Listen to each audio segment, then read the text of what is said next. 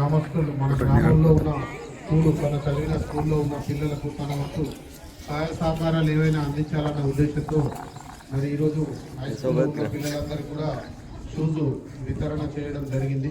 వారి పెద్ద మనసుకు మన గ్రామస్తులు అందరి తరఫున వారికి ప్రత్యేకంగా ధన్యవాదాలు తెలియజేస్తూ ఉన్నాను.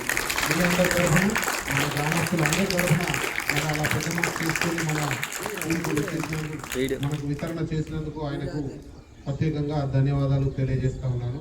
Thank you.